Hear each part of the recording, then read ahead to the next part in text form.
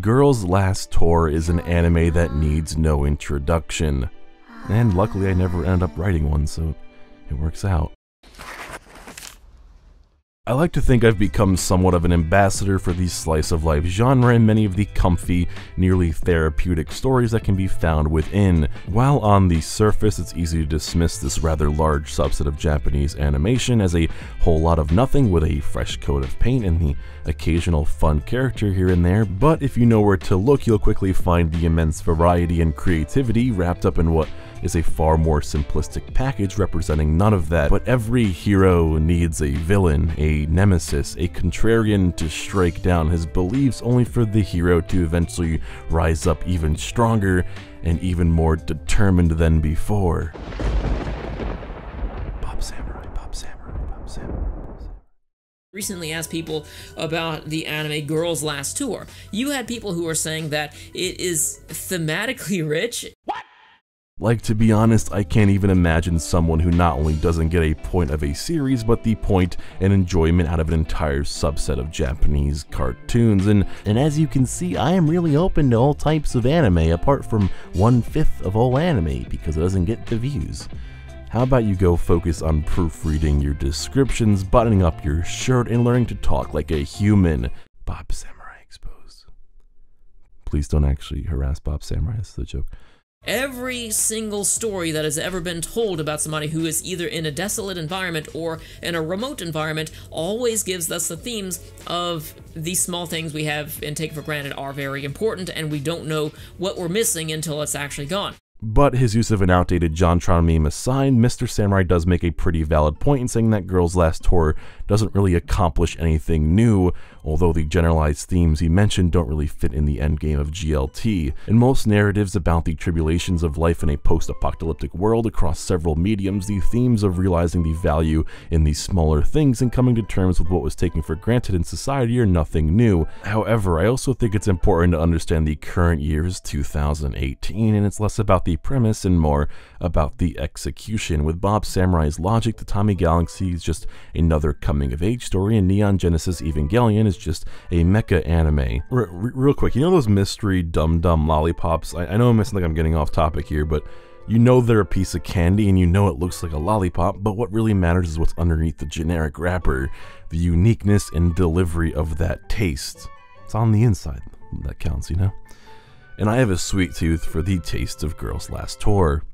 With all that in mind, enter Girls' Last Tour, the fall 2017 anime that went under most viewers' radars not because of its quality, rather its obtainability. While the service anime strike it was on is now luckily no more after only a year, we still must remember the victims who greatly lost their chance at mainstream relevance behind the towering double paywall of the service.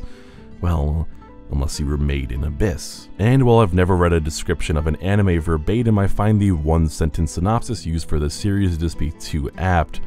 The series follows two girls, Yuuri and Chito, as they navigate the ruins of civilization after an unknown apocalypse, and as they travel in their modified Kettencrad, they seek food and supplies while surviving day to day. And while the series can be summed up in a single sentence, just stopping there would be doing it a harsh disservice, because just like an onion or the multi-leveled city they tour, Girls' Last Tour has layers. Any given episode follows this almost to a T, with some minor deviations here and there. Divided into smaller individual stories, the average 24-minute runtime focuses on what Chi and Yuuri find on their travels, ranging from the more mundane, such as the music made by the droplets of water, pondering why they wear helmets, to starting a fire to stay warm or washing their clothes. These far more simpler moments add a much needed sense of levity to the more egregious, hard-hitting questions that come from the standout stories, usually involving brief contact with the surviving individuals, to the morality of the life of a machine, to their eventual end goal of reaching the highest level of the city. It's a balancing act between what can at times equate to, yeah, cute girls doing cute things, but hey, with an actual purpose of value to it, alongside philosophies and ideals that come from the girls' unique outlook on the twisted and barren landscape they find themselves in, that would make any video essay creator shaking with anticipation. The balancing act doesn't stop there, however, and greatly affects the design and characterization choices for our leading duo. Chi and Yuuri are essentially foils, although I'll get into why that's not entirely true in a little bit. One being unrestricted optimism and the other being unrelenting realism in any series that for the most part follows the pair-a-day vacuum play perfectly off each other. On the off chance you end up disliking one of the girls, which essentially equates to half the main cast and a third of the entire cast ever seen in the anime, there is enough back and forth between the pair to bring out the best and yet, at times, worst in them. Chi's information comes from her small collection of scavenged, tattered books and most of the time lacks the context or real-world information to know the actual meaning or origins behind most of what they encounter. In Yuuri, well, she likes food. But really, Yuuri is often defined as being rather adaptable, which greatly differs to Chi's reliance on history and more often than not playing it safe. They represent two distinct sides of humanity, the half that wants to remember and learn from the past and the half that are really fucking stupid. I'd also be remiss to not talk about one of the most important characters, the setting. It's a city landscape devoid of basically all life and has clearly suffered from several different wars, and the lack of clarity or background on what left the ruins for the girls to navigate through in such a state is never really clear. There are glimmers of truth, whether it be the date on the camera screen or the occasional and sparse dialogue with those still clinging on to life, whether human or not, but just like the girls, you never really find out what happened apart from a brief flashback, although the use of said flashback and its extension later in the manga just kind of felt unneeded and attempted to answer questions or show a different side of the world that we didn't really need to see. It was far more interesting to have it more ambiguous. And now we enter the part of the review where I butcher a bunch of Japanese names of the staff involved in the project that I pulled off Anime News Network so I can come off more knowledgeable than I actually am. Girls Last Tour was directed by the Takaharu Ozaki, responsible for such works like Anohana, Barakamon, Katanagatari, and many, many more. Nah, I'm just fucking with you. I made all that up. In reality, this is Takaharu's directorial debut heading a series, but you would have most likely believed my lies based on the quality of Girls Last Tour from a directing standpoint in regards to its excellent pacing and characterization. Whether this is from the director's contributions and vision, or the strong source material of the manga by Tsukumizu is up for debate, but in my opinion it's clear to see the passion that comes from Takaharu's growing style and his active involvement in individual episode direction, storyboarding, key animation, and model assistance. There is a quality and maturity to his craft and direction choices here, and as a creator who has been in the industry for quite some time, ranging from being a director of photography for Sound of the Sky to digital painting and Cowboy Bebop, if he continues to get source material as strong as GLT, he'll surely be an up-and-coming director to keep an eye on. And while you have an eye on Takaharu, lend an ear to the series' composer, Kenichiro Suehiro, who also has very little accredited series, with his two most notable positions being music for Re:Zero and Space Patrol Lulico, which differ drastically. His work on Girls Last Tour created a score that feels empty yet full, desolate yet hopeful. The slow, lingering strings accompanied by the lull of the flute and tin whistle cast up a feeling of unease, while its female chorus and gentle piano accompaniments perfectly match the wonderment and beauty of the simplest things in an empty world.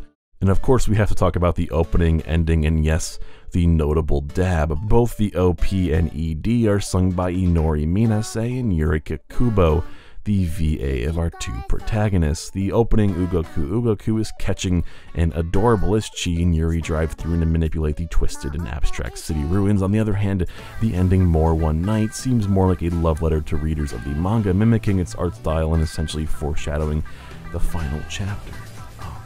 The Argentinian poet Antonio Porricha once said, "We become aware of the void as we fill it." Girls Last Tour is just that, the Girls Last Tour. You know the ending from just the title, and whether you finish the anime or the manga, both of the ending points reflect the similar themes of nihilistic oblivion isn't so bad when someone you care about's by your side. The philosophies and lingering questions that emerge in any given episode equate to nothing more than a temporary patch job to a future already pre-written. Well, I'm sure many may point out how simplistic of a thought it really is, but when you take away the girls and the barren city and look at the genre and intent of the work as a whole, it's yashike, it's one of healing. The feeling in what I've gotten out of Girls Last Tour will never properly fit into an analytical video essay or a riveting multi-page blog post tackling the ideologies behind a fucking fish. It offered something I needed when I needed it.